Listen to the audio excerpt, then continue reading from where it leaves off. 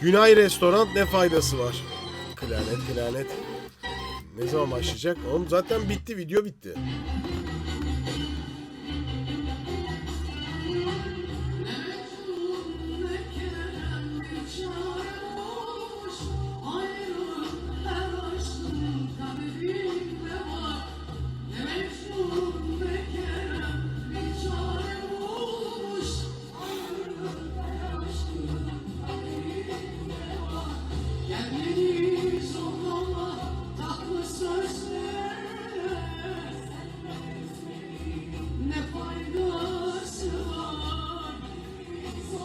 Hakikaten nefis bir entonasyonu var Ebru Gündeş'in ya.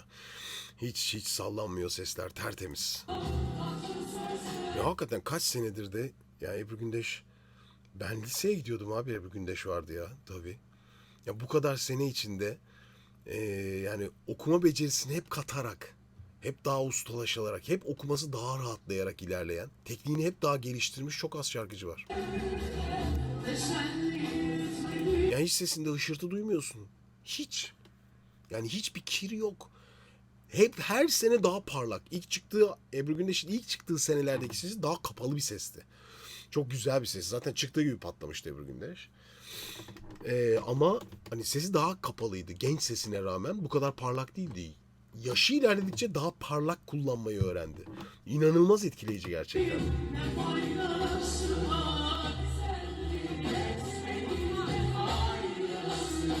Çok da dengeli söylüyor. Sonuçta bir program, Günay Restoran programı. Kendini paralamasına gerek yok.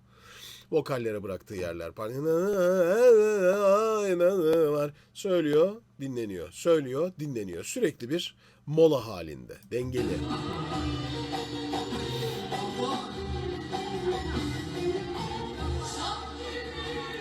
Tam nefes, tam güç. İzleyin. Bakın tam şurada aldığı nefese bakın. Ve kocaman. Dinleniyor. Biz sizlerin de garip bir şey var ama. Onu çok uzun süredir fark ediyorum. Sensiz derken siz harflerinde böyle bir sensiz diye bir şey çıkıyor. Yani S'leri birazcık ezerek söylüyor. Siz.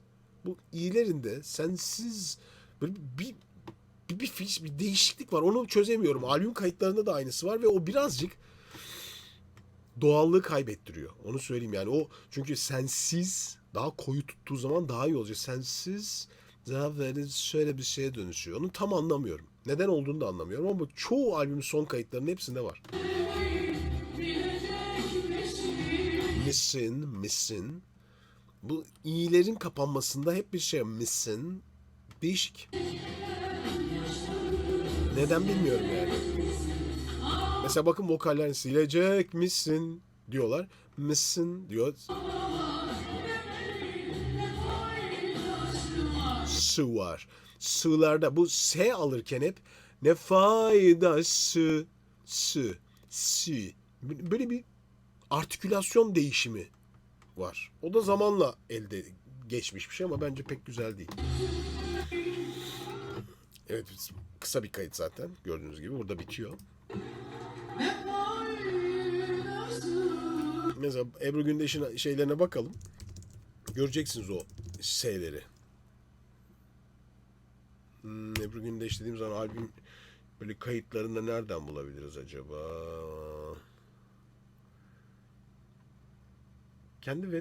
Kendi kanalı vardı ya. Heh. Şunlara bakalım mı, saygılarımla yapalım. Kısayım biraz. Bu ne kadar kısıkmış mesela burada sesi. Bakın S'lere bakın sonlarına. Biraz fazla diyezler kullanılarak mı yapılmış böyle?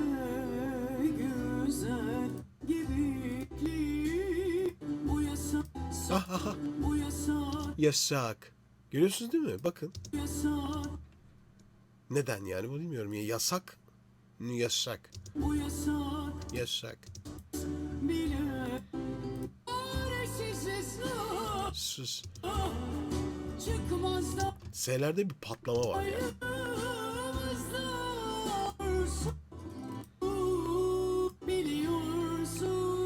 Bunlarda yok. Ya, muhteşem şarkı söyleyen bir şarkıcı. Gerçekten muhteşem. Diyebilecek hiçbir şey yok. Eski kayıtlarına bakın kısaca. Bakın o dediğim hadi daha kapalı gördüğünüz gibi. Daha ışıklı. Neye benziyor? Muazzez Bacı'ya benziyor tabii. O zamanlarda bayağı Muazzez Bacı'ymış ya. Allah rahmet eylesin bu arada. Muazzez Bacı'yı çok severdim yani. Türkiye'nin en büyük şarkıcılarından biri. Olağanüstü bir şarkıcıydı yani. Muazzez Bacı hakikaten çok yönlü, çok yetenekli. O zaman analizini de yapmıştım. Hatta kendisi mesaj da yazmıştı bile biliyorsunuz. Yani teşekkür etmişti analizi için vesaire. Yani çok kıymetli bir insan, çok severim.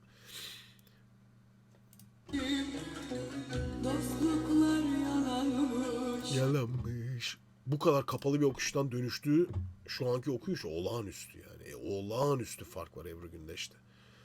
Olumlu anlamda çok olağanüstü bir fark var yani hakikaten. Baksanıza yani sesinin açıklığına bakın. Hiç bitmez ki. Ses gibi ama bu böyle bir şey yoktu yani. Bu nereden geliyor? Yani insan nasıl böyle bir şeye sonradan alışıyor değil mi Özgün? Ben çözemiyorum mesela. Yani chatte şey deniyor hocam. Ne? Okuduysanız. Hı. Yani implantlar, diş estetiğinden falan söylüyorlar. Etkiler mi? Bilmiyorum. Etkilemez olur mu? Tabii ki etkiler. Yani ağız yapısı değiştiği zaman ses değişir ama bu kadar mı sadece bir harf? Asla benim sen. Her S'de var. Dikkat edin. Bu kadar net ses almak hakikaten Türkiye'de bu kadar etkileyici, bu tarz okuyan net yani bir Linet sayarım bir Ebru Gündeş. Ki Linet Ebru Gündeş'e göre daha fazla aslında bastırarak ve sert okuyor bu sesleri. Ebru Gündeş tam tadında, mükemmel teknikte yani. Mükemmel ya. Hani hakikaten kusursuz bir tekniğe ulaştırmış kendini. Ya buradan Linet'e geçip baktığınız zaman şeyi görürsünüz yani force etme dediğimiz şey Linet'te var. Çok force ediyor. Fazla force ediyor bazı şeyler ama o harika bir şarkıcı. Ben bayılırım zaten Linet'in sesine de. Neydi abi onun? Şimdi bulacağım da partisini Allah nereden bulacağım. İhtimaller de yoksan değil mi? Bak şimdi mesela bakın. Force dediğimiz şey bu işte. Onu görelim bir canlı. Şuralarda var bir şeyler. Şurada mı başlıyor?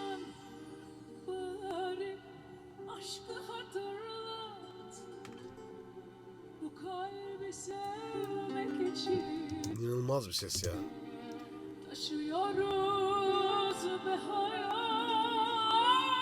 Force bu işte. Force dediğim şey nedir biliyor musunuz? Fazla ittirmek yani. Aşırı abartılı ittirmek. Evet ses güçlü çıkıyor ama aslında sesi de hafif hafif yoruyor.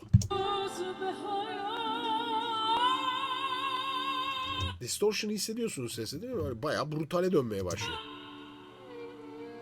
Bunu kullanıyor. Bu aslında birazcık da böyle Bülent Ersoy'un Türk müziğine kattığı bir şey. Bu Force. Daha duygulu gibi. Ama gerek yok aslında da. Yaşıyorum. Alt renkler müthiş. Dediğim Force buydu. Onu anlatmaya çalışmak için buraya geçtim. Şimdi döndüğünüzde Ebru Gündeş'e o Force'yi duyamazsınız. Yok. Yok o Force'ler hiç. En tize bile çıksa o Force'yi duymadığınız bir renk. Müthiş. Peki.